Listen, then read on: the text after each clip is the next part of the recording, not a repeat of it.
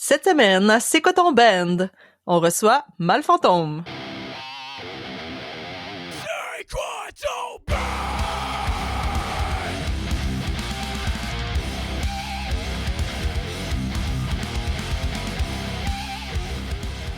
Malfantôme, un band indie rock de Québec. Someone gets you, you're broken to pieces, thousands of pieces. The bond was strong, torn apart. You've been lied to, right from the start. You're broken to pieces. Bienvenue à C'est quoi ton band? Aujourd'hui, on reçoit Malfantôme et je suis en compagnie de Charles et Marc. Marc. Donc, déjà, un énorme merci d'être là. Merci, au plaisir. Puis là, je suis un peu déçue parce qu'on a eu beaucoup trop de belles conversations avant de commencer à enregistrer, donc... On va en avoir d'autres, on est capable. Oui, ben pour vrai. Donc, vraiment contente de vous recevoir, vous êtes super fin, super Merci beaucoup de nous sympathique. recevoir, c'est gentil. Donc là, c'est sûr, on devrait changer le concept un petit peu du podcast. Donc, tu sais, pour varier les questions un peu, puis les choses comme ça. C'est bon. Donc, on commence un peu avec des petites questions, parler de votre parcours, tu sais, un peu plus actuel, vous êtes qui? Puis après ça, on se promène dans d'autres questions plus générales, mais qui parlent quand même de votre musique, des choses comme ça. C'est bon, parfait. Donc, on va y aller à la pige. Donc, ces petits projets-là, dans le fond... Oh! Là, c'est les plans futurs du groupe. On commence raide? On commence raide. Parce que, tu sais, je sais quand même tantôt qu'on va parler d'albums, on va parler de choses comme ça, mais là, on commence vos plans futurs. Plan futur pour le band. Yes. On vient de sortir le 3e album. Yes. C'est sûr qu'on va faire, on va pousser les chansons du 3e album. Pour le lancement, on a fait un spectacle qu'on a filmé au Périscope il y a une semaine. Donc, quand le podcast va sortir, c'était le 7 décembre. Première salle comble pour nous. On a eu la chance d'enregistrer le spectacle et un des buts, c'était de faire en sorte d'ouvrir un peu les yeux à des festivals puis des directeurs de tournée pour pouvoir éventuellement faire d'autres premières parties. On en a déjà fait dans notre vie, mais pas avec ce band-là. Puis on aimerait bien sûr se produire à des festivals été bien sûr de Québec est un rêve depuis longtemps. Effectivement, on sent la petite perche ici là. Ben on envoie des perches une fois de temps en temps parce que si on le fait pas, si on le dit pas, ben il y a quelqu'un d'autre qui va s'exprimer sur le sujet puis qui va passer avant nous, fait que effectivement. Je pense qu'on a quelque chose de très intéressant à offrir. On a en toute modestie, on a un band qui se tient, qui sonne aussi bien en spectacle que sur disque. Ben, oui. Sur disque, on n'est pas sur disque, mais en streaming. Mais on sonne, comme critique. C'est ça, on sonne comme ce qu'on a sur nos enregistrements. Fait que le but, c'est justement de faire ça. C'est sûr qu'on va avoir un 4e album qui va sortir. On prépare aussi quelque chose, un EP, que je parlerai pas trop, mais un EP probablement pour l'année prochaine. Puis on n'arrête pas, on a vraiment l'attitude d'un jeune band très fringant malgré les cheveux gris. Probablement parce que justement, on a les cheveux gris, on sait que le temps est compté, fait qu'on veut faire le plus qu'on peut avec le temps qu'on a. Mais en fait, la moyenne d'âge dans le groupe, c'est quoi? On l'a pas calculé. 50, 51 peut-être. Avec Oli qui est plus jeune. Ouais, dans ces eaux-là. Ça doit être ça. Le plus vieux a 60. Quand le même. Plus jeune, notre 40. Le plus vieux qui a l'air quasiment du plus jeune. Ouais. Mais c'est ça, vous avez l'expérience de la cravate quand même. Là, ouais. Est-ce que vous pouvez nous parler un petit peu, mettons, de l'expérience un peu des membres? Ou, vous venez d'où? C'est quoi votre parcours musical? Des choses comme ça? Moi, j'ai fait l'école des clubs quand j'étais plus jeune. Le circuit des clubs pendant longtemps, donc du cover. Je connais pas ça. C'est quoi le circuit des clubs? C'est de jouer dans les clubs. Ah, OK, dans ce sens-là, excuse-moi. J'avais mal compris. C'était comme... Il y avait le club philatélique. C'est ça. Non, mais je sais pas, ça aurait pu être, club de telle affaire, finalement, on fait tant de tournées, et puis...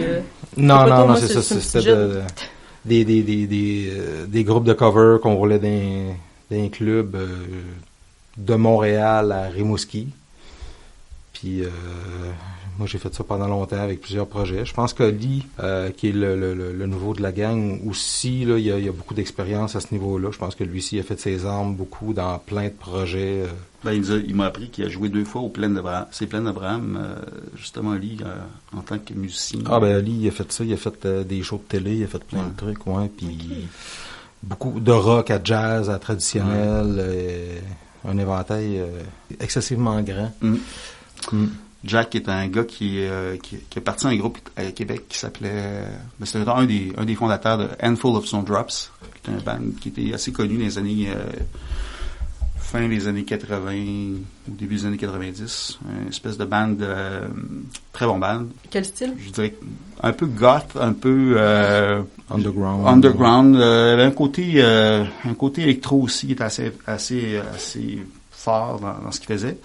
Lui, il a pas fait le premier album, il est parti justement que leur premier album sorte. Je pense qu'ils ont 3 albums, eux autres, jusqu'à maintenant. C'est un band qui date de longue haleine. Heike Barcelou, le batteur du groupe, c'est un ami de jeunesse. Je l'ai connu à 15 ans. Heike joue avec Paquet Band. C'est le seul musicien, 100% musicien du band. Il a son studio, il reste à Gaspé, et c'est ce qu'il fait pour la vie. Puis pour moi, j'ai commencé assez jeune. J'ai fait un 45 tours quand j'avais 15 ans.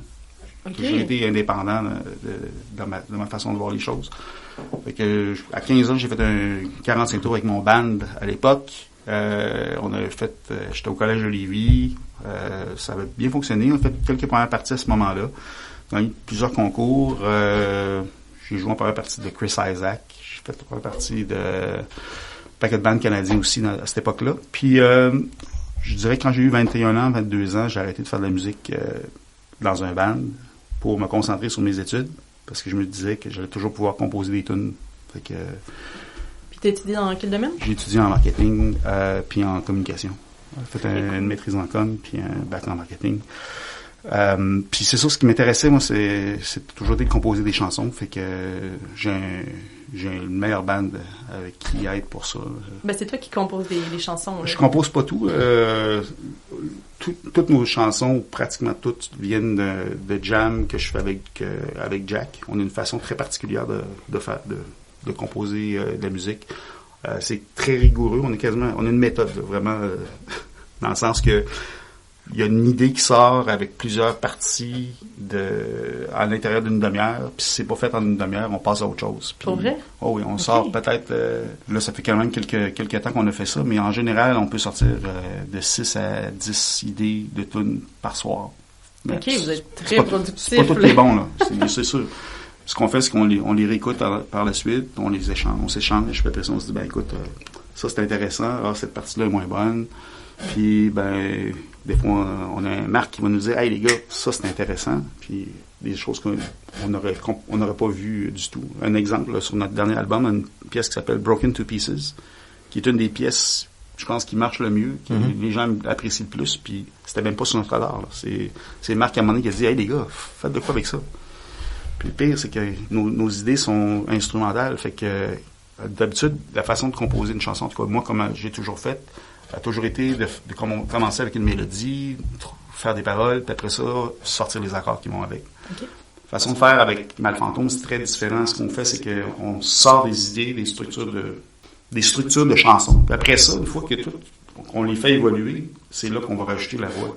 Fait que c'est très, très, très difficile pour quelqu'un qui va faire des lignes de voix, parce que justement, t'arrives avec quelque chose qui est déjà préétabli. Ouais, c'est un peu à l'envers.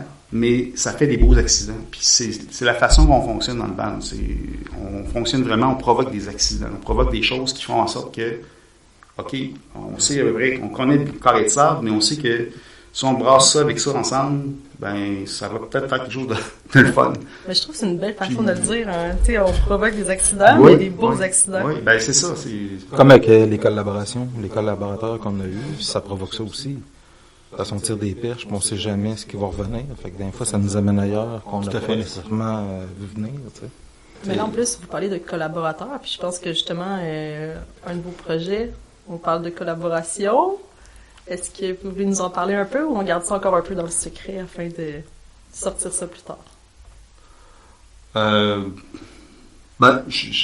je parlerais de façon safe pour le côté collaboration, c'est ce qu'on a fait pour le 3e album. Dans le sens qu'on a invité plein d'artistes qu'on appréciait, qui nous ont fait triper tout en tant que mélomane, parce qu'avant de faire de la musique, on est des gars qui aiment de la musique, on écoute de la musique. C'est la base. Il y a plusieurs recherches qui disent que la musique qu'on écoute pendant qu'on est adolescent, c'est souvent la musique qui va rester avec nous le reste de notre vie.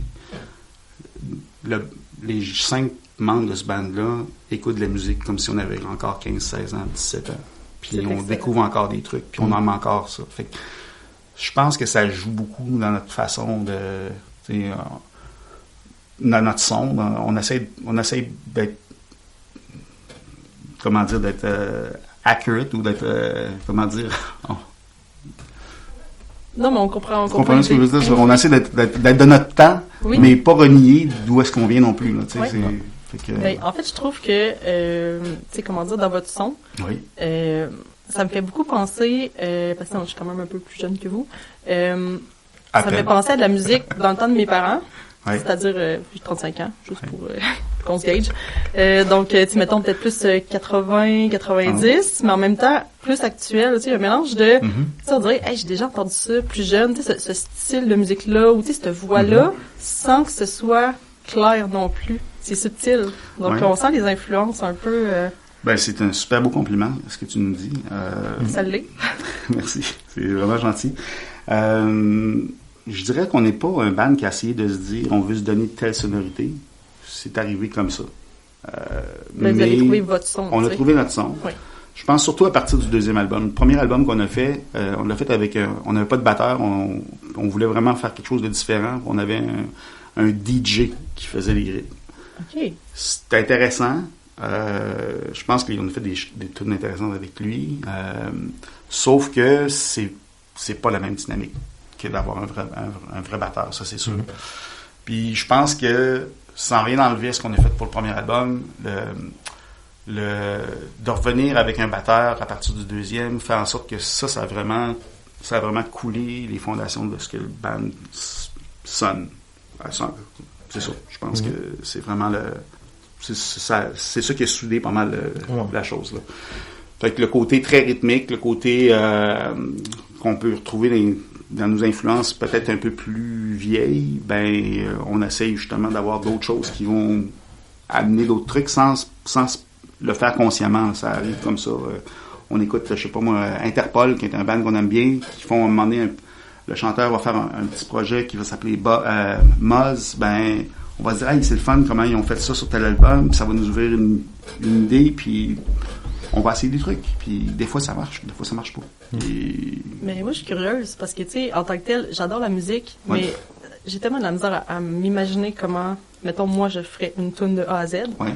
Donc, tantôt, vous m'avez dit, justement, on essaye, on lance des trucs, mais il y a personne qui est à la voix.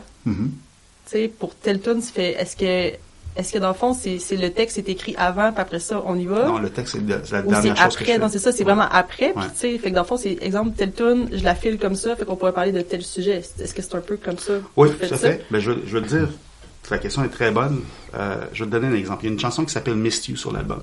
Okay. La tune en question, Jack disait, Charles, il faut absolument qu'il y ait une fille qui chante sur cette tune-là. Je dis, OK, ça marche. Mais pour moi, l'idée d'avoir une fille qui vient chanter dans une de nos chansons, alors qu'on n'a pas de fille dans notre band, ça peut pas être juste une choriste qui arrive comme ça, venir chanter. Faut qu'elle prenne la place. Faut qu'elle prenne une place, puis faut qu'elle ait un rôle à jouer dans la chanson. Alors, dans cette pièce-là, ce que j'ai fait quand c'était le temps de faire les paroles, puis ce que j'ai fait justement à la fin, je me suis organisé de faire un texte qui était une histoire entre deux amoureux qui se revoient après une rupture de 12 ans, par hasard. Okay. Et je me suis dit, comment je pourrais imaginer inclure une fille là-dedans pour faire en sorte que ça soit une chanson qui va se tenir avec le concept de l'album qu'on voulait se faire. L'idée, c'est l'homme puis la femme qui se parlent, qui se disent la même chose, mais de deux points de vue différents pendant qu'ils chantent, parce que les deux chantent en même temps. Puis voilà, le reste, c'est à l'auditeur de s'imaginer ce que ça veut dire. Effectivement, justement, tantôt, avant qu'on enregistre, on se parlait de plein d'affaires. Vous parliez du concept de votre album, qui est Love Hotel. Donc, si on voit la pochette aussi, mettons, installons image ici. Ben, tu sais, pour vrai, on comprend un peu le principe que c'est un peu... Ouais. C'est ça, tu sais, on comprend le principe, mais je te laisse... Ben écoute, Love Hotel au départ, qu'est-ce que c'est? Expliquer tout C'est un terme qui est utilisé pour ce qu'on appelle les hôtels de passe. Okay? Donc, si on vient de Québec, C'est un hôtel à l'heure, tu sais. boulevard Amel, boulevard Sainte-Anne, Ouais, là, on les connaît. on les connaît. On les a déjà vus. On les a déjà vus. Je suis pas sûr qu'on les a visités. En tout cas, moi, personnellement, non, mais, On souhaite peut-être pas non plus. mais ça existe. Ouais. Ça existe partout à travers le monde. Ouais. On cherchait un thème pour l'album qui allait être quelque chose qui allait, que tout le monde allait pouvoir connecter d'une façon ou d'une autre. Puis, sachant très bien que le public à qui on plaît en général sont des adultes. Et on voulait parler de thèmes adultes, donc de sexe, entre autres, mais de relations entre adultes, mais sans être vulgaire, puis sans jamais dire de mots grossiers ou d'expressions grossières ou whatever. Là, je suis pas un prude, loin de là. C'est juste une question de trouver une façon de dire d'expliquer des situations qui soient assez descriptives pour que la personne s'imagine ce qu'elle veut bien s'imaginer après ça. C'est ça. Tu sais, vous lancez les perches, puis le reste, on prend celle qu'on veut. Puis, Exactement. Exactement. Tu sais, une pièce qui s'appelle Something About You qui dit You enter the room, I knew it was you.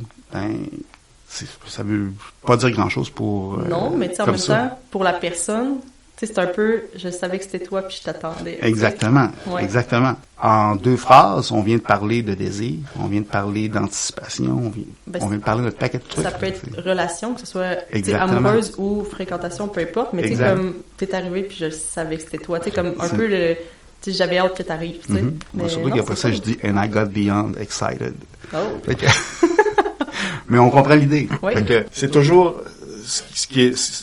la trame narrative de l'album, c'était vraiment de faire en sorte d'avoir quelque chose qui allait pouvoir parler à un public adulte, puis qui puisse justement sans être vulgaire, sans être grossier, puis que ma mère puisse l'écouter, puis que ma fille puisse l'écouter aussi, puis que les deux puissent se dire, hey, je me retrouve à quelque part là-dedans. C'est intéressant.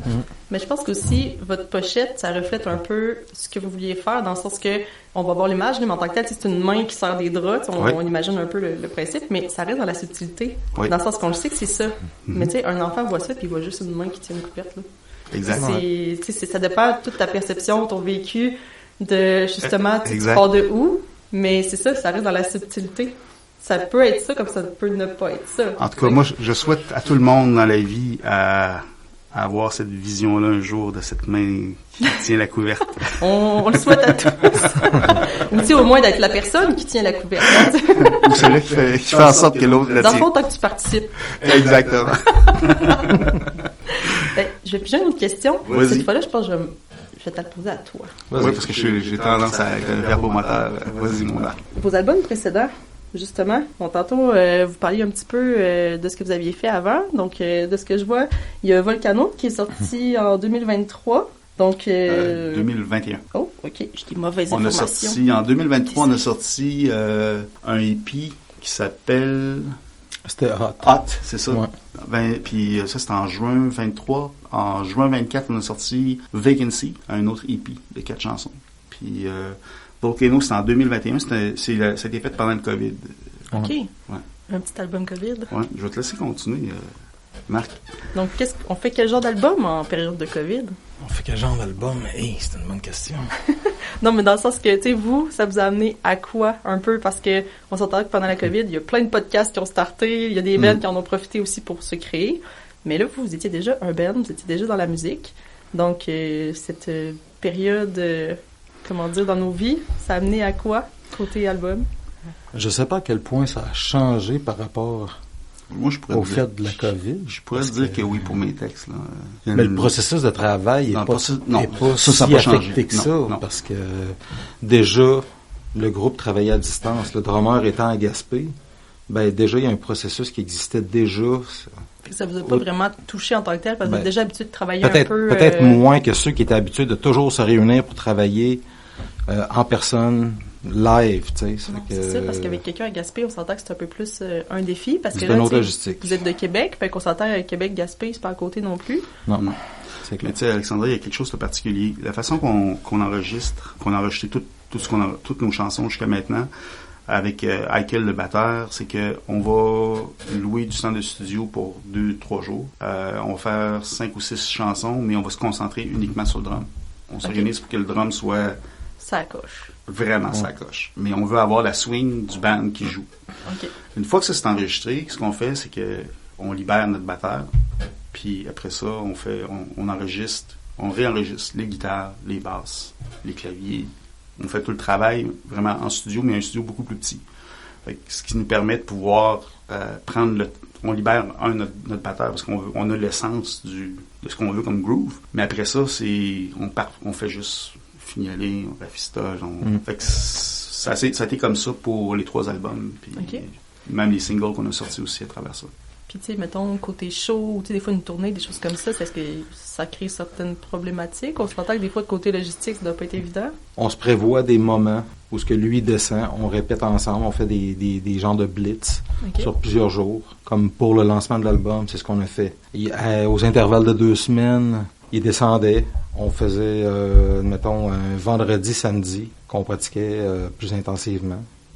Il redescendait 2 semaines plus tard, on se reprenait comme ça. Ça fait faut maximiser, je pense, le temps qu'on a ensemble. Puis faut que lui soit quand même très disponible nécessairement, parce que un coup qu'on a fini la pratique le samedi, moi je me retourne chez nous à Charlebourg, là, mais lui, il y a une petite raid à faire de plus. Il y a de la raid à faire, ça fait que. Mais il est conscient de ça, puis il deal avec ça, puis lui, il le fait, c'est comme normal pour lui de le faire, dans le sens qu'il sait que ça vient avec le fait d'être loin, mais d'avoir un groupe à Québec. Mais malgré tout, ça va quand même assez bien. Mais vous avez l'air d'avoir une belle formule, tu sais. Puis en plus, tu sais, vous avez quand même quasiment 800 000 vues là, sur votre le dernier album. Dernier album. Le dernier album, on est rendu, on l'a regardé ensemble, 757 000. Mettons approximativement, quasiment 800 000. 800 000. Oui, quand même. Ça, c'est juste pour Spotify. Ça, c'est juste pour Spotify pour le dernier album. C'est ça, c'est quand même. C'est sorti au mois de novembre. Donc, oui. Novembre 2024. Oui. 800 000 en si peu de temps. Oui. C'est-à-dire on va être franc, là. Il y a une façon que fonctionne Spotify et toutes ces depuis que le streaming existe, là, les façons de calculer sont authentiques, il n'y a pas de problème. C'est juste que si on sort une chanson, mettons un single au mois de septembre, et que ce single-là apparaît sur notre album après, les écoutes du single à partir du mois de septembre vont compter aussi pour l'album. Parce que la chanson fait partie de l'album. Bon. On n'est pas cave. Tous les artistes, qu'ils soient tout petits ou très gros, font tous la même chose maintenant. Quand on sait qu'on a un album ou un EP à sortir, on va souvent faire de l'égrainement, que j'appelle. On va sortir un premier single. Après ça, le premier est sorti. 2 mois plus tard, on va sortir un deuxième. On tease un petit peu. Là. Exactement. On va étirer la sauce parce qu'on sait très bien que le temps d'attention des gens en général est très bref. De proposer 4 tonnes ou 11 tonnes d'un coup, on sait déjà, on l'a vu on l'a vécu avec le premier album. Les gens ne l'écoutent pas, là. Pas au complet one shot.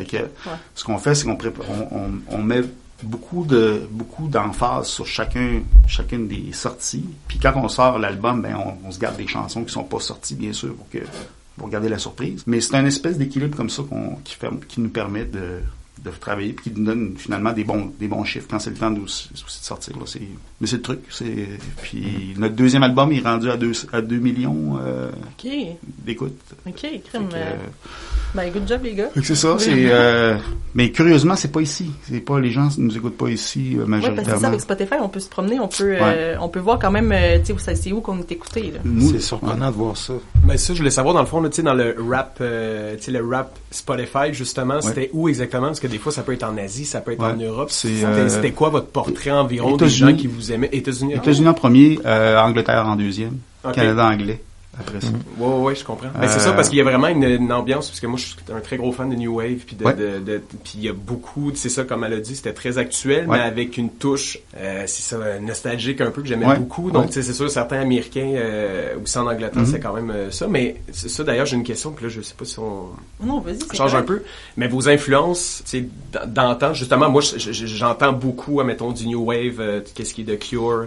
Est-ce que c'était justement ça, vos influences, ou c'est juste pas nécessairement directement New Wave, ou peut-être que vous aimez pas son nom. Non. Ton observation est excellente. Je vais parler des autres membres en premier. Jack est un gars qui a adoré Joy Division puis New Order. Okay. The Cure aussi. Ike est un gars qui a aimé The Cure beaucoup. Je l'agace des fois parce qu'il a déjà eu un album de Duran Duran, mais j'en ai eu plus que lui. J'en ai eu plus que lui. J'étais un plus grand fan de Duran Duran que lui, même si je suis pas un fan de Duran Duran. Mais c'est ça.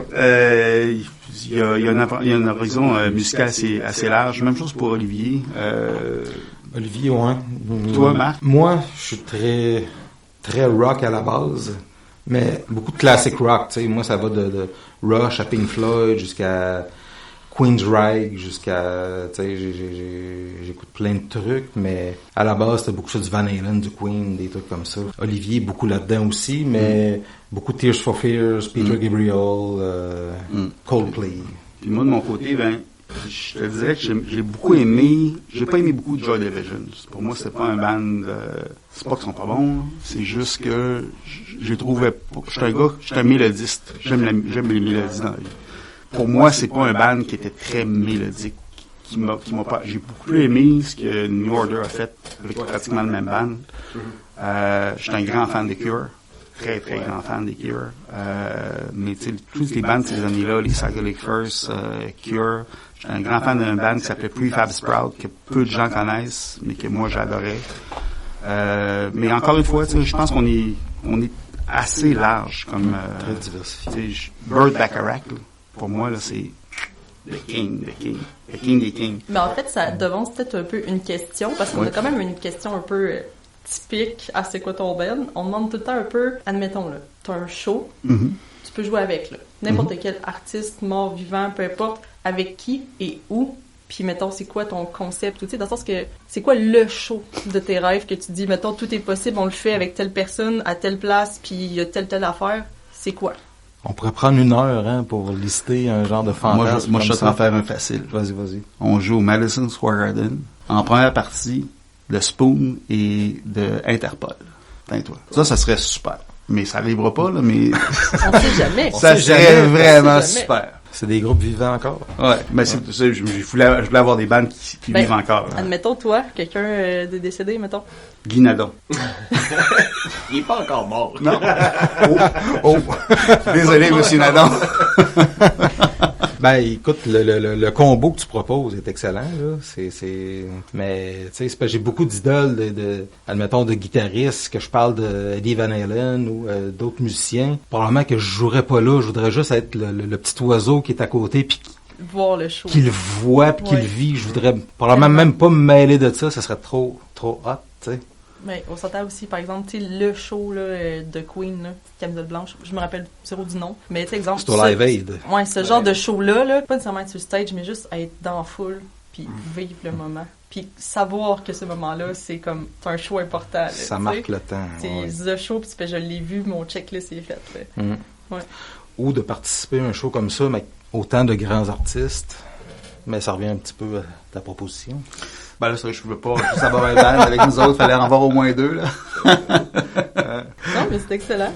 Moi, j'ai une question côté, parce que là, vous avez de l'âge, de l'expérience, pardon, sur la cravate. On a l'âge aussi. Tu nous parlais un peu avant le micro, justement, tu sais, que t'avais, travaillé dans le fond avec Nirvana, peu importe. Quel show dans ta vie que vous avez vu, que vous étiez vraiment comme un enfant, là? C'était comme, tu sais, is the show, là, tu sais, vous capotiez, là, puis là, c'était l'éventail est long, ça peut être autant en 90 que plus 80, tu sais, vous avez au moins ce bagage-là de pas... j'ai vu des bands la première fois en 2005. OK, il y a des bands le fun en 2005, mais pas autant, mettons, qu'en 80 ou 90. Est-ce que vous avez un souvenir d'un show précis qui vous reste encore en tête aujourd'hui? Tu sais, que vous ayez 15 ans ou 40 ou peu importe, là, juste le show que vous avez fait, juste wow, ça, c'est quelque chose. Moi, il y en a plein, mais... Il y en a un rapidement qui me vient, c'est le dernier qu'on a vu. On est allé voir Johnny Marr puis James à Montréal, que c'était un gros wow dans mon cas. Okay. Il y en a plein, là, tu sais, c'était de voir ZZ Top ou autant que j'ai vu Rammstein puis qu'ils m'ont jeté à terre, que je m'attendais pas à ça. Mais je repense au show qu'on a vu il y a pas si longtemps, puis c'était tellement excellent. Est-ce que c'était... C'était au Metropolis. Metropolis, ok. Ouais. Cool. M pour Télus, tu vois, tu vis dans le passé. M pour Télus. Voilà. Non, moi aussi, c'est encore le Métropolis. Ouais. Encore dans le cœur, ouais. C'est ça. Fait que moi, j'irais avec ça. Je te dirais que j'ai eu la chance de voir Prince live quand j'étais plus jeune. J'avais acheté un billet, puis j'aimais pas Prince. Mais je savais que ça allait être un bon show. Okay. J'ai vécu 1 an à Londres, puis c'était en 90, puis le moment où j'étais là-bas, il était je pense qu'il faisait 7 ou 8 soirs au Wembley Arena. Pas le Stadium, qui est l'aréna à côté. Puis, écoute, les billets, ça coûtait 200 quelque chose. C'était beaucoup d'argent en 90. Là. Surtout pour un show que le Canadien ou pound, parce que là, pound... l'équivalent canadien, c'était ça m'avait coûté 90 pounds. Okay. Mais j'avais été voir le show tout seul. Honnêtement, là, j'avais la mâchoire à terre. J'ai rarement vu une performance aussi hot que ça. Puis, je vais te surprendre aussi sur un show que j'ai adoré, qui est pas en tout dans ce que j'aime. J'y allais pour voir, j'allais pour ma fille puis ma blonde. J'ai vu Bruno Mars live. Et honnêtement, là, j'aimerais ça. Être un petit oiseau qui joue pour un show, là, la guitare qui fait gling, gling, gling en arrière, j'ai aucun problème. Ils sont trop hot. Ils sont juste trop hot. C'est un mix de Michael Jackson, de Prince, c'est du groove, c'est James Brown, c'est hallucinant ce qu'ils donnent comme show. Mm-hmm. Mais je comprends que ça n'a aucun rapport avec ce qu'on fait comme musique. Là. Mais pas obligé d'avoir rapport. Des fois, on veut juste savoir, vous, qu'est-ce que vous aimez. Là. Mais ça m'a vraiment... Tu sais, est-ce que j'écoute Bruno Mars? Non. Mais pour cette fois-là, c'était c'était vraiment incroyable. Là. C'est ça, c'est qu'ils réussissent à quelque chose parce que c'est pas nécessairement ton style, mais tu réussis à avoir la mâchoire à terre alors que c'est pas nécessairement ton style, mais l'ambiance te fait embarquer. Puis OK, mais... Quand les musiciens réussissent à faire ça, c'est chapeau parce qu'il faut le faire. T'sais. C'est ça. Ben, c'est une belle ouverture, qu'on soit musicien ou pas, juste être ouvert à découvrir de la musique. Vraiment, là, des fois, on fait tellement des belles découvertes, puis des fois, justement, t'arrives, tu vas en show, maintenant tu vas voir le headliner, puis là, tu fais, hey, la première partie était donc ben oui. Je veux dire, Stone Temple Pilots qui faisait quelle première partie déjà à un moment donné au Colisée? Je veux dire, on voit le show, là, c'était... Mais Stone Temple Pilots, ça c'est autre chose, là. Ça c'est un band. Ouais. Le dernier grand band rock, d'après moi, mais... Mais en même temps aussi, tu sais, on parle de show, de comment voir c'était malade, mais en même temps, je veux tellement que vous me racontiez, parce que là, tu sais, j'ai lu votre critique sur votre lancement de votre dernier album au Périscope. Uh-huh. Puis, on dirait que vous avez quand même préparé quelques surprises pour l'auditoire, et il y avait même aussi des petits cocktails à l'azote, je crois. Dans le fond, vous avez fait ça quand même visuel, tu sais, vous êtes forcé sa présentation, tu sais. Parlez-moi-en donc un peu. Tout est packagé dans l'esprit du thème qui est Love Hotel. Donc, tout le monde qui sont présentés au spectacle avait le petit package avec l'accroche-porte Love Hotel, avec la clé, le porte-clés du Love Hotel. Ça, d'ailleurs, on va en avoir pour vous. J'ai hâte de voir ça. On va vous en apporter, il n'y a pas de problème. Puis le breuvage que tu parlais, ça fait quelques fois là qu'on s'adonne à avoir notre propre bière. Ouais. On s'est dit que pour le lancement du show, ça prenait la bière Malfantôme, donc c'était un des choix à faire là, pour la soirée. Ouais. On te donnera des photos pour que tu puisses utiliser. Ben, j'aimerais ça voir qu'est-ce mais on a pris des... à un moment donné, c'est pas la première fois qu'on fait de la bière. La première fois qu'on a fait ça, c'est avec la brasserie Madawaska. C'est vraiment votre bière que vous avez fait faire. Collaboration. Collaboration. Okay. Fait que pour Madawaska, on avait vraiment des cannes. On avait 2 cannes. Une canne pour la blonde puis une canne pour la rousse. La rousse. Je veux dire, t'as Malfantôme, une canne en noir et blanc, avec un MF dessus. Puis l'autre, c'était avec c'était une photo du groupe. Ça, je la trouvais un peu dérangeante, là, prendre une bière avec ma face dessus, c'était un peu... J'avais un petit peu plus de difficulté, mais elle était très bonne. Puis pour l'affût, ce qu'on avait fait, c'est qu'on avait acheté, on a fait venir des manches de guitare de la Chine. OK. Puis les manches de Strad, Fender Stratocaster, ben pas des vrais, là, mais... On les a coupés à peu près à 4e, 5e fret. On a enlevé le truss rod à l'intérieur. On a mis une espèce de petite chose pour qu'il puisse être adapté, pour que quand on fait les fûts, ben c'est un manche de guitare. Puis là, il est une peinturée Malfantôme aux couleurs de Malfantôme, bien sûr. Ça paraît quasiment pas que vous êtes en marketing puis en communication. Non, ça paraît pas. Ben, tu vois, ça, c'est quelque chose qui est super important pour nous. Je pense qu'on est un band qui a aimé énormément la musique. Puis on a aimé énormément triper sur des bands dans notre vie. L'idée qu'on a toujours eu, Jack et moi, dès le départ, puis après ça, les autres sont venus, ce qu'il a fait à nous, c'est de faire notre band préférée. Vraiment, là, c'est bien dur à dire, mais c'est vraiment ça. Quand on a fait nos petits porte-clés de motel, je veux dire, on tripait, on avait 12 ans. Là. On était comme, hey, c'est vraiment les vrais, même porte-clés qu'on avait quand on était jeune, puis qu'on allait en vacances, mettons, à Old Orchard, ben, c'était les vrais. Puis là, on voulait les avoir noirs, on voulait un mâle fantôme dessus. On s'est dit, hey, ça, c'est le fun, parce que les gens qui nous aiment, puis les premiers qui vont venir nous voir, ben, ils vont pouvoir en avoir, ils vont les garder dans leur poche, on va rester proche d'eux. Toutes les bandes font des t-shirts, ben, oui, ok, ça marche, mais nous, on peut faire d'autres choses. On peut faire, en plus des t-shirts, on peut faire des porte-clés, on peut faire des stickers, on peut faire ci, on peut faire ça. On essaie vraiment de penser comme, c'est quoi le band qu'on a, qu'est-ce qui nous ont fait triper, qu'est-ce que les bands qu'on a aimés nous ont fait triper, qu'est-ce qu'ils ont fait pour nous faire triper, puis qu'est-ce qu'on peut faire, nous, puis on tripe en même temps, fait que... On a l'avantage dans le groupe d'avoir toutes les ressources pour le faire nous autres mêmes, puis le gérer, puis contrôler aussi ce qu'on fait. Vraiment? Moi, tout est vraiment fait à l'interne chez nous. Ouais. Les vidéos, les t-shirts, les porte-clés, tout est fait in-house. C'est parfait, ça. Mais, tu sais, pour vrai, malheureusement, je n'ai pas eu la chance d'y aller, mais j'aurais tellement aimé. Tu pourras une fois. Mais non, mais une prochaine fois, c'est sûr. Mais, tu sais, au lancement, j'ai pas pu être là, malheureusement.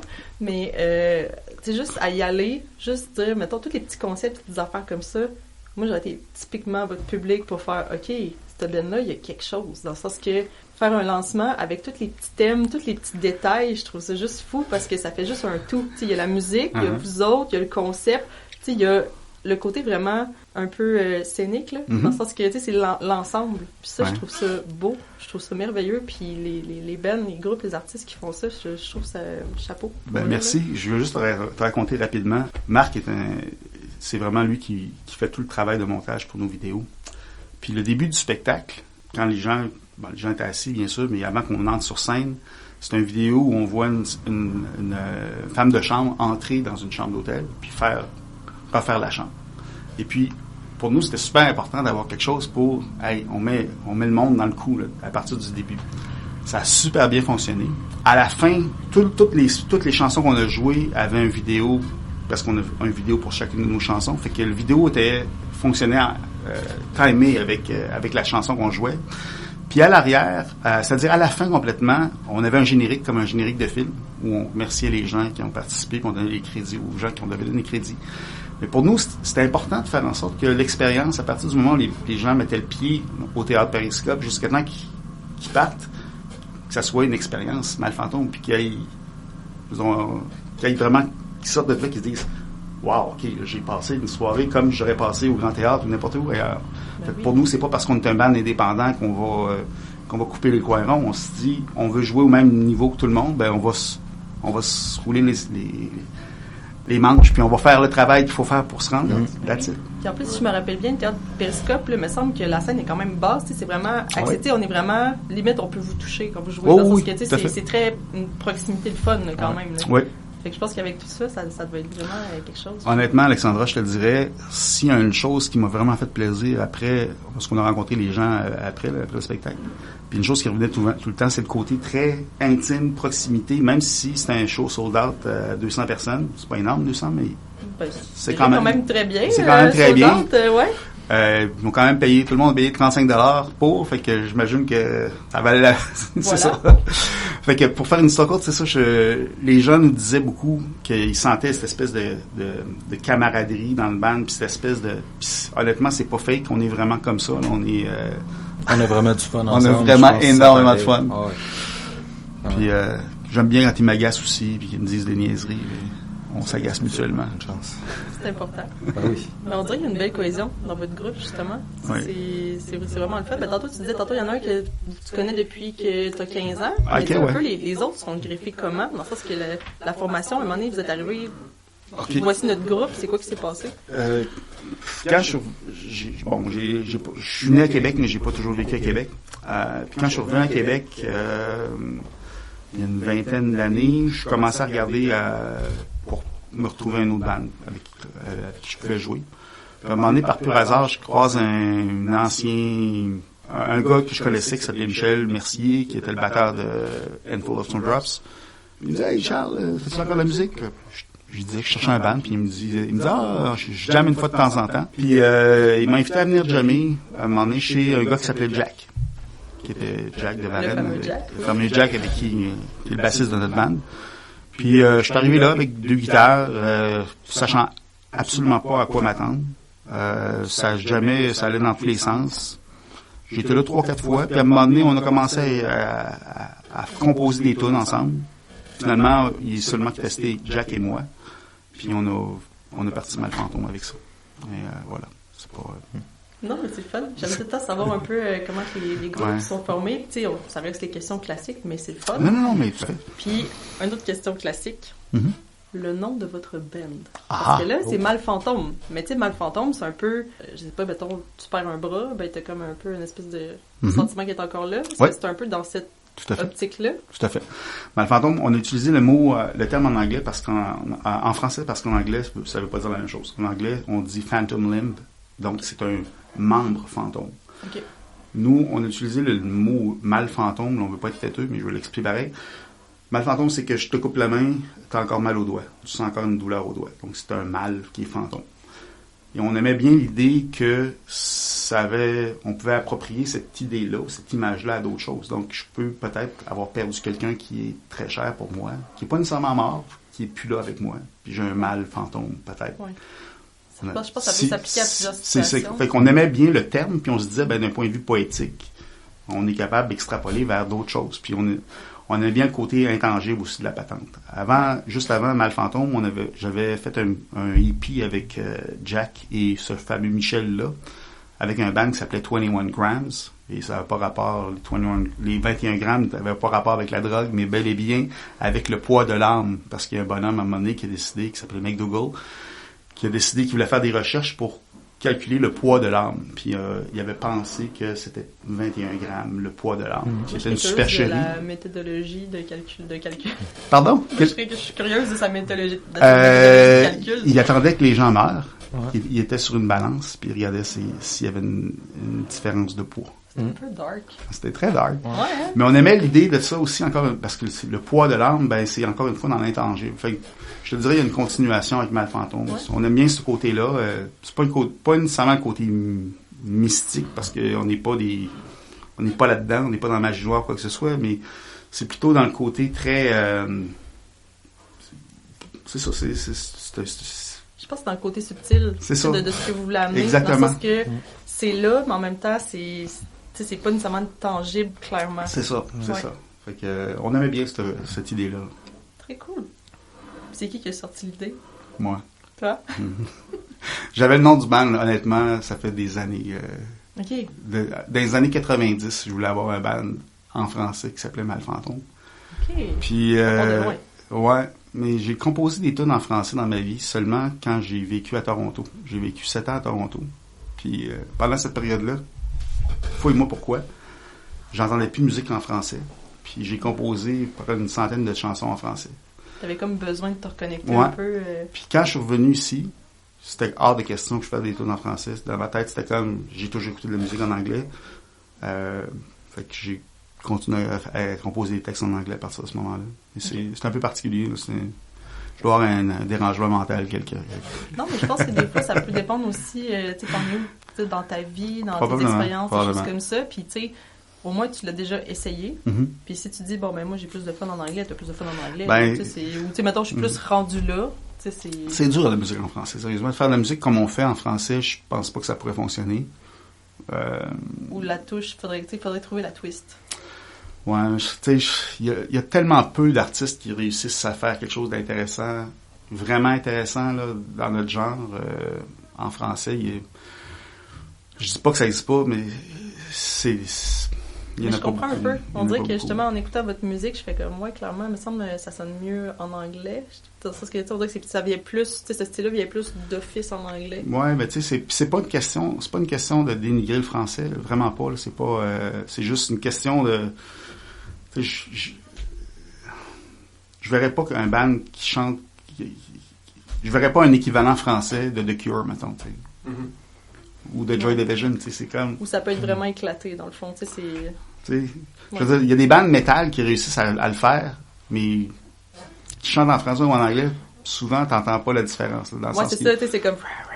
c'est ça, fait que... Ça, c'est pas pareil, là. Mais Mais on veut pas brasser la cabane sur le côté langue, là. C'est juste que notre choix a été fait simplement parce que ça sonne la musique qu'on écoute, la musique en anglais. Fait que, non, mais c'est parfait. Puis nous autres, en tant que tel aussi, c'est pour ça que côté podcast, on s'est pas positionné avec, mettons, la musique émergente québécoise en français, parce qu'il y a tellement du bon aussi en anglais. Moi, c'était plus, je veux vraiment promouvoir les artistes en français, en anglais, peu importe, mais tu sais, t'habites au Québec, tu viens de Québec, t'es un Québécois, t'es pas un Québécois, mais t'es à Québec, on s'en fout. Ben oui. Viens nous montrer ce que tu fais. Clairement. Puis c'est une super belle invitation, on apprécie énormément. Ben, ça fait plaisir. Donc, je pense que là, on peut s'essayer vers d'autres styles de questions. Vas-y. Si vous pouviez rencontrer quelqu'un dans l'industrie musicale québécoise pour un conseil, qui serait-ce et pourquoi? Peut-être la question est dure, vu que c'est que Québec, ça peut être, admettons... Ça peut être en général, mais ou peu importe. Ben, moi, je veux dire, j'aimerais bien rencontrer Murray Lightburn, qui est le chanteur de Deers. J'adore les Deers. Je trouve que Murray Lightburn, c'est un gars qui a une super voix, qui ont réussi à percer en Angleterre, sans être un band sur un major. C'est un gars que j'aimerais bien rencontrer, ça. Il posait plein de questions. Puis c'est ça, c'est surtout de garder comment, tu sais, ça fait des années, ça fait plus qu'une vingtaine d'années qu'il sort des trucs, puis c'est toujours pertinent encore. Fait que ce serait, au Québec, ce serait probablement une des personnes que je voudrais rencontrer. Toi? Moi, je pense que j'aimerais discuter avec la gang d'Arcade Fire pour voir leurs expériences. C'est quoi de jouer avec Bowie? Oh! C'est quand même un peu un fantasme de musicien, puis les autres, ils l'ont vécu. Ouais, ils ont été même protégés par ils ont comme été choisis. C'est ça. Ça fait que je serais curieux de voir de leur bord comment ils ont vécu ça, puis ça ressemble à quoi comme expérience. Ouais. Parce qu'il faut s'entendre, si c'était pas de cette... Puis j'enlève absolument rien à Arcade Fire, mais il faut s'entendre que ça, c'est David Bowie qui te chapeaute. C'est pas juste, je pourrais peut-être parler de toi, c'est un peu de genre... C'est pas banal. Sous mon aile, David Bowie. C'est comme je t'ai remarqué, je te prends sous mon aile. Ouais. Ça a dû donner un gros coup de pouce, disons. Ouais. Lui, il l'a pas fait parce qu'il était obligé, là. Non, c'est ça. Mais Bowie a toujours eu... C'est un gars qui était fascinant là-dessus. Il a toujours eu... c'est-à-dire, il a jamais eu peur de faire venir des bandes ou de s'associer avec des artistes qui avaient vraiment leur propre aura, leur propre chose. Je me rappelle, moi, une des premières fois que je l'ai vu, c'était à Québec, puis c'était Tears for Fears, la première partie. Puis Tears for Fears venait de sortir Sowing the Seeds of Love, l'album qui était... culte. C'est un album assez important, là, tu sais. Puis je veux dire, le show avait été hallucinant de Tears for Fears. Bowie est arrivé comme un pro après. Je veux dire, c'était le spectacle aussi. Mais, tu sais, il n'a pas eu peur de se faire confronter avec ça. Il y a eu longtemps Interpol qui venait aussi, qui a tiré comme première partie. Puis Interpol, c'est un band que moi, en tout cas, je trouve aucun problème. Il a fait la même chose avec Arcade Fire. Un autre band, Portishead, Polyphonic Spree. La dernière fois qu'il est venu à Québec, il y avait Polyphonic Spree, sont 28 personnes sur le stage. Okay. Avec des robes, comme des prêtres. Ouais. Je veux dire, il a fait venir ce band-là pour une tournée. C'est des gros sous, c'est... Vous aurez compris qu'on aime Bowie, hein? Oh, oui. Mon point, c'est simplement que il faut que le gars croie vraiment en musique, puis il faut qu'il aime la musique, parce que tu fais pas un move comme ça si t'aimes pas ce que l'artiste fait. T'sais. Sinon, t'as une première partie, puis c'est comme bravo les gars, puis tape dans le dos, puis that's it. Mais c'est ça qui est le fun, c'est de voir les artistes justement qui se permettent ça. Un peu comme, meilleur exemple, c'est Dave... Attends, c'était-tu Dave Grohl, excuse-moi? Oui. Je pense que oui, en année, ils ont juste décidé on est tanné de faire des gros shows, puis tout ça, on va faire comme les tournées, genre de pizzeria, puis ils ont fait une ils ont pas joué dans des garages. Ouais, c'est ça, exactement. Ils ont fait sérieux, ils peuvent se permettre ça. Ils pourraient faire un show qui gagnerait sûrement 1 ou 2 millions de plus, mais avec ça, c'est justement David Bowie, puis tout ça, ils vont faire des trucs qui sont pas nécessairement payants, mais qui sont là parce qu'ils sont artistes, puis ils sont accomplis, puis ils disent, je peux me le permettre, donc je vais le faire. Donc c'est le fun d'inviter justement 28 personnes en sachant très bien que ça coûte sûrement plus cher qu'un groupe à 2 personnes, ou 3, ou peu non, mais imagine-toi Mikey, 28 personnes, tu sais, c'était plus compliqué. Pour une première partie, tu sais, c'est... Nous autres, juste 3 mics, puis des fois ça rush. Mais c'est super. Prochaine question. Comment les plateformes de streaming ont-elles transformé votre manière de concevoir et de partager votre musique? est-ce que ça a eu un impact? Parce que quand même, on dit que vous avez de l'expérience derrière la cravate, fait que on s'entend qu'année 90 puis 2024, c'est plus la même game du tout. Oui. Je dirais que le band qu'on a présentement, on n'a pas vécu vraiment autre chose que le streaming. OK. Pour nous, ça n'a pas changé rien. C'est juste que je dirais que s'il y a une chose que le streaming a changé de façon générale, c'est puis vas-y, je saute dans la mêlée, Marc, si tu veux, là, mais moi je pense que c'est la dématérialisation de la musique, dans le sens où quand j'étais jeune, mettons, j'allais m'acheter, je passais le journal, j'allais m'acheter un long jeu, j'avais mon album de Kiss dans mes mains. Ouais. J'ouvrais, je regardais, il y avait les paroles, il y avait des images. C'était une expérience, là, tu sais. Ouais. Puis je voyais le guitariste qui était comme ça. Ben là, j'imaginais que pour être un guitariste, fallait tu sais, j'avais pas rien, j'avais pas de vidéo, j'avais rien, j'avais des images fixes, puis mon imaginaire se créait à partir de ces images-là. Le vidéo est arrivé, puis je pense que pour certaines personnes, ça a comme brisé cette espèce d'imaginaire-là. Puis après ça, le streaming est arrivé, qui là, ben, t'as plus rien, souvent t'as même pas d'idée à quoi ressemble la personne qui chante. Ça a tout changé, puis je pense que ce que ça a fait, le réflexe que ça nous a donné, c'est de faire en sorte d'aller chercher d'autres trucs pour pouvoir connecter avec le monde. C'est-à-dire que d'avoir une image, un logo, c'est niaiseux, là, mais un logo fort qui reste le même. On change pas le logo à toutes les tunes. Ben, c'est important pour qu'on vous reconnaisse. Exactement. T'sais, pour nous, c'est comme la tâche. C'est une tâche mal fantôme, c'est noir et blanc, c'est comme ça. Il y a bien du monde qui comprennent pas les formes, mais c'est MF que ça veut dire. Merci. Mais tu vois, pour nous, ça fait partie de mettre beaucoup d'emphase là-dessus. De mettre beaucoup d'emphase sur avoir des vidéos qui sont tous traitées de la même façon, tout le temps en noir et blanc, pour que les gens, quand ils voient quelque chose, disent « OK, ça, c'est mal fantôme. » C'est ça, exactement. Qu'on reconnaisse dans on a notre facture graphique. Ouais. Fait que je dirais que si le streaming a fait une chose, c'est que ça nous a poussé à nous poser des questions sur comment on peut interagir avec les gens qui nous écoutent, puis comment on peut bâtir ce lien-là. Comment on peut créer ce lien-là d'une autre façon que uniquement par, mettons, un Spotify. Parce que la journée que Spotify disparaît, ben...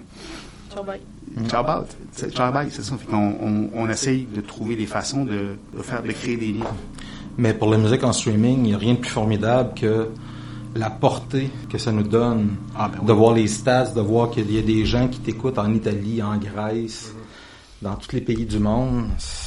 C'est quoi les autres façons qu'on aurait de faire ça, d'avoir cette portée-là mondialement sans les plateformes de streaming? C'est quand même beaucoup d'ouvrages là, d'être diffusés, d'être écoutés partout comme ça, mais c'est autrement plus facile, plus à la portée de tout le monde qui fait de la musique. Ça n'a jamais été aussi facile de sortir de la musique et écouter partout. Exactement. Quand on un band d'Angleterre, il fallait que quelqu'un arrive au Canada puis qu'il laisse au record label pour que les gens l'écoutent ou dans les discothèques. Puis, ce programme-là n'existe plus. C'est ça qui est...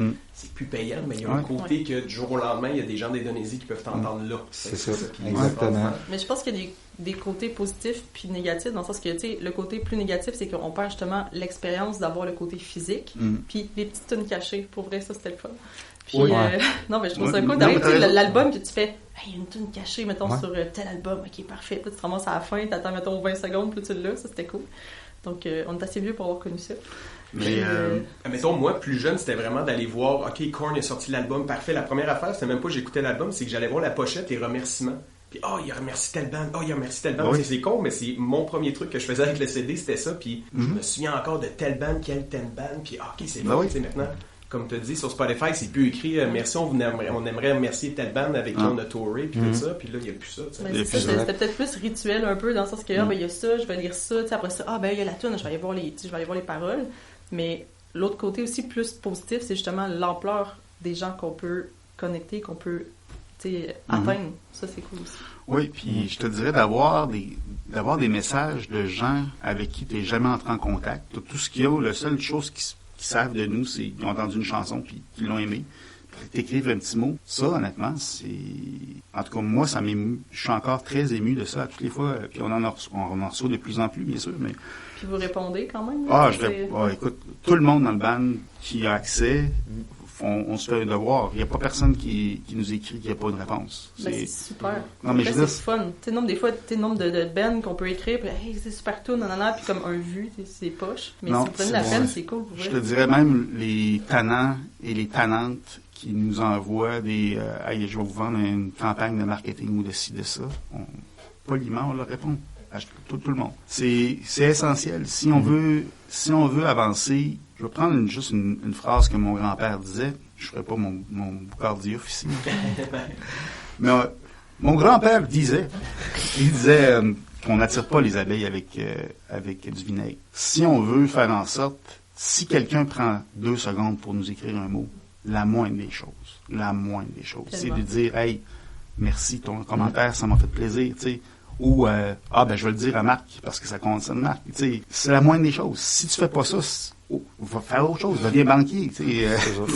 Non, mais vous avez une super de belle attitude, puis, tu sais, on en parlait tantôt, justement, off mic, que, justement, l'attitude, c'est tout. Dans le sens que, autant pour la collaboration avec les gens, que, c'est ne serait-ce que juste, c'est ça. C'est juste d'avoir une belle personne, une belle ouverture, c'est l'attitude fait tout. Pour vrai, dans cette industrie-là. Regarde, je veux dire, le show qu'on a donné au Périscope, il y a peut-être une 15aine de personnes qui ont travaillé sur le show de loin, de proche ou de loin, tu sais. Pour nous, c'était hyper important de souligner, même la personne qui était au bar, là, même la personne qui est aux poubelles. Oui, la personne qui s'occupe, là. Oui. Tu sais, à la fin, hey, un gros merci d'être là. Oui, dans le sens que tout le monde est important, tout le monde fait partie de cette équipe-là. Puis ça fait partie aussi de l'expérience, tu sais, que quand on dit on est le band, ça c'est une affaire vraiment particulière, je te jure là, qu'on est 5 dans le band, il y en a 4 que je le sais, là, c'est sûr, là, je m'inclus là-dedans, on est les plus grands fans de notre band, vraiment. Moi, honnêtement, quand je joue on joue nos tunes, souvent j'ai l'impression d'être dans un cover band de mon band préféré. C'est vraiment le feeling. Comme c'est authentique, c'est important que ça se dégage, puis ça se fait pas volontairement, ça se fait tout seul. Mais c'est important que ça se fasse aussi. Ouais. Parce que ça n'a pas de prix. Puis je pense que le fait que vous en êtes rendu là, justement, d'avoir l'impression d'être, hey, je fais les covers de mon propre band, mais tu sais, quand Jack arrive, mettons, avec un t-shirt, là, il dit, hey, les boys, je l'ai pas dit, mais je vais faire 30 t-shirts pour le show. Regardez, ils sont faits de la même. On les regarde, on les compte. Man! J'en veux un, là, tu sais, ça. On en donne un à chaque. Non, c'est ça. Bon, on va en prendre 6 de moins pour la merch. Tu comprends? C'est comme, tu sais, on est vraiment comme ça.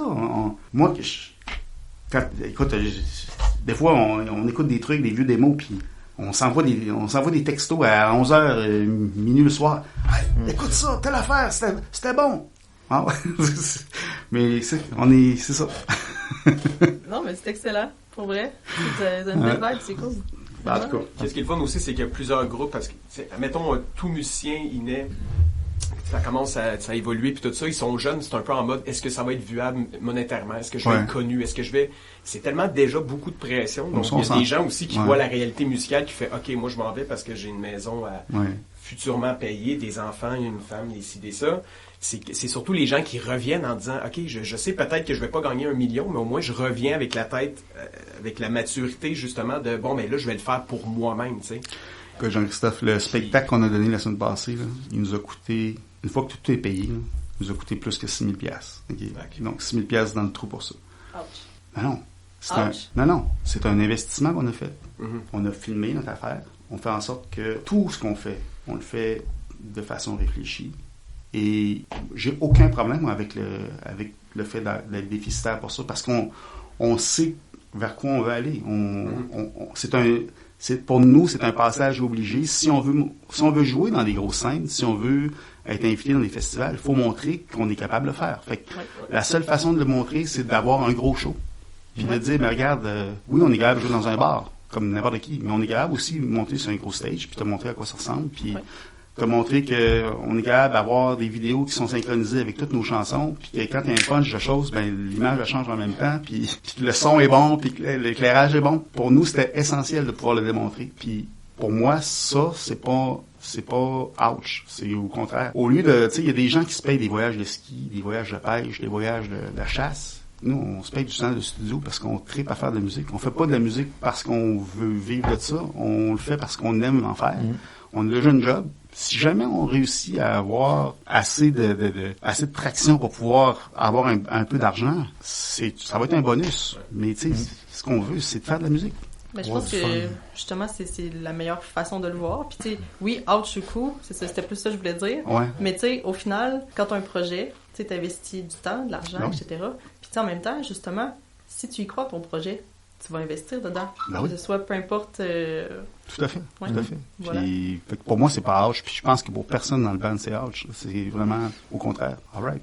On s'en va dans la bonne direction. On fait pas tout ça par obligation. On le fait vraiment parce qu'on aime ça. Ouais, parce qu'on a du fun à le faire ensemble, surtout. Il y a personne qui nous a tordu un bras pour prendre un deal avec Grindel pour avoir une bière noire parce que tout est en noir et blanc pour nos affaires. On l'a fait parce qu'on en vende, qu'on n'en vende pas, on a acheté ce qu'on avait à faire. On a payé ce qu'on avait à faire avec Grindel, puis that's it, tu sais, c'est... Il y a un côté geek, un côté conceptuel qui est le fun, puis clairement, tu sais, quelqu'un qui est né en 2010, qui a juste connu des bands avec des One Hit Wonder ou des singles, c'est une chose, mais connaître le principe Pink Floyd, le concept. Puis d'ailleurs, j'ai une petite question, tu sais, votre spectacle était très conceptuel. Oui. Là, je sais pas si vous avez déjà fait un album-ish conceptuel, mais est-ce que c'est un de vos... Parce que là, je sais que c'est compliqué quand même à faire, puis tout ça, mais est-ce que c'est dans volonté, peut-être un jour, de faire un truc, tu sais, un album concept, où vous êtes plus, OK, on va se concentrer sur le truc scénique, sur l'ensemble du spectacle? Ouais. C'est une grosse question aussi. Déjà, d'avoir une thématique, c'est une chose, mais un album concept... Je te dirais, Jean-Christophe, je verrais peut-être plus quelque chose d'autre, aller encore dans une thématique. Moi, je trouve que le thématique est, tu sais, le problème de l'album concept, comme on l'a connu, c'est que ça vient d'un moment où tu mettais l'album sur ta table tournante, tu mettais ton aiguille allait jusqu'au bout. Une fois que c'était fini, tu le tournais de bord, puis on écoutait de la musique comme ça dans le temps. Maintenant, c'est très rare les gens qui ont écouté un album du début à la fin. Fait que d'avoir un album concept, ça serait super le fun, mais c'est peut-être moins facile, si tu veux, dans le contexte actuel. Tandis que d'avoir un thème qui chapeaute l'ensemble de la patente, ça, je te dirais que je vois ça plus... Puis on a déjà un bon thème pour le 4e, déjà, que je me divulguerai pas ici, mais oui.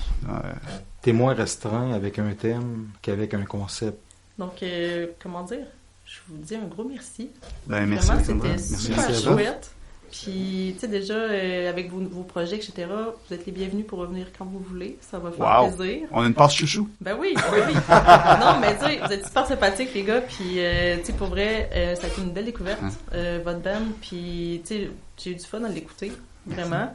Comment dire, j'aime tous les styles de musique. En général, je trouve qu'il y a du bon dans tout. Puis, on dirait que là, tu sais, j'étais pas tombée sur vous. Puis, quand j'ai été voir, je fais crime. C'est cool, on a de quoi, là, tu sais, c'est le fun. Puis en plus, vous êtes super sweet. Fait que, all in, vous êtes les bienvenus quand vous voulez. Merci encore. C'est bien gentil. Puis, justement, un petit truc, est-ce que vous avez quelque chose à plugger, bien sûr, vos réseaux sociaux, puis tout ça, là, c'est votre temps de parler de ça pour que de plus en plus de gens écoutez, votre band. Moi, je vais dire à tout le monde, venez nous voir. Écoutez ce qu'on fait. Je pensais pas écoutez-nous pas parce qu'on est un groupe de Québec, écoutez-nous parce qu'on est un band, un point c'est tout. Écoutez-nous parce que vous aimez la musique. Puis si vous aimez ça, entrez en contact avec nous. Vous allez avoir du fun, on va avoir du fun ensemble, puis c'est ça. Les chansons sont disponibles partout, on est sur toutes les plateformes. Effectivement, mais tu sais, vos réseaux sociaux aussi, je pense que vous êtes un petit peu partout. On est beaucoup sur Twitter, on est beaucoup on est sur Facebook, on est sur Instagram aussi. Instagram, c'est vraiment, on l'utilise simplement pour montrer des images, des belles images, simplement. Mais c'est fun, on aime ça, voir les images de show, puis tout. On fait pas de promo, on fait vraiment juste montrer des images, montrer un petit peu ce qui se passe derrière avec le band, mais jamais... Puis c'est ça, le Facebook est une chose un peu plus officielle. On a un site web aussi, malfantôme.com. Puis on a aussi, on a de la merch va à vendre sur notre super site aussi. On va aller voir ça. Puis à nos shows, on n'a rien booké encore pour le début de 2025, mais on va assurément faire quelques concerts en 2025. Il y a des plans. Il y a beaucoup de plans. Ben écoutez, on se tient au courant. Nous autres, c'est sûr que le plus possible, si on peut aller vous voir, ça va faire plaisir. Ça va nous faire plaisir de vous accueillir. Bon, gros merci. Merci beaucoup, c'est super, une belle rencontre.